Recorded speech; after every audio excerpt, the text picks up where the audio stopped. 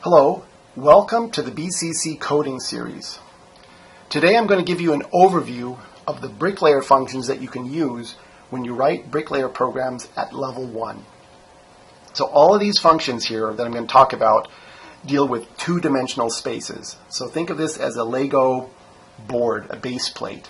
And it's on that base plate that you can put Lego bricks, but you can't stack them high into the air. Okay, that's what I mean when I say two dimensions. So the name of the first function here is called build2D. When you call this function, Bricklayer will create a virtual space, a two-dimensional virtual space, and it is in that space that you can put Lego bricks of various shapes and colors. Show2D is a function that tells Bricklayer, use Lego Digital Designer to display the Lego structure that you have built. The next set of functions here, the next one is put2D 1x1 red, and basically all of the remaining functions all start put2D, which tells Bricklayer we're going to do a two-dimensional, we're dealing with a two-dimensional space, followed by an underscore, followed by the shape of the brick, so this is 1 wide and 1 deep, followed by the color of the brick, and the color has to be in all capitals. So capital R, capital E, capital D. Now at level 1 you only have a couple of colors available and only a couple of shapes available. So we have red, white, blue, yellow, green, gray, and empty. Empty is an interesting brick, and I will talk about that in an upcoming lecture. So this first set of functions just puts a 1x1 brick having various colors at whatever location you want in the virtual space that you have created.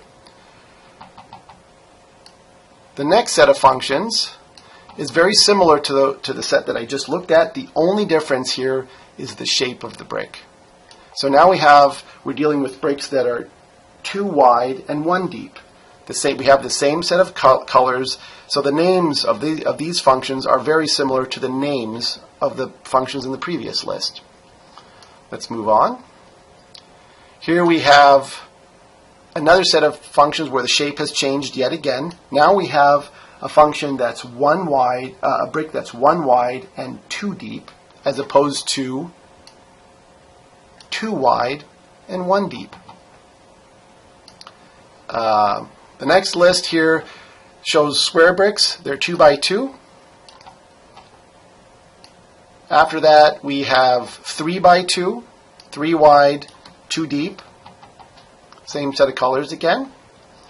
Then we have 2 wide and 3 deep. And then our last set here is a 4x2 brick and a 2x4 brick. So those are all the functions that you have available. It's a lot of functions, but it's not too hard to remember the names of these functions. Basically, you start out with put2D underscore, you give me the shape, and you're kind of limited to basic bricks at this point, and then you give me the color, and you're limited to these colors. So let's take a look at, I've written a small Bricklayer program that basically puts all of these bricks into a virtual space, and we can look at them. So here we go. This is a 1x1 red, white.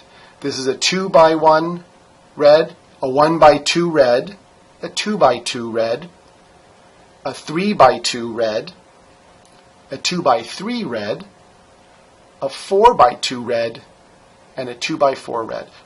So those are the only bricks that you have, and of course empty I'll talk about, like I said, in a later lecture. So that's the overview. So have fun programming. I will put a link to the Bricklayer website on this video, and I encourage you, if you're interested in finding out more about this, look at the other videos as well.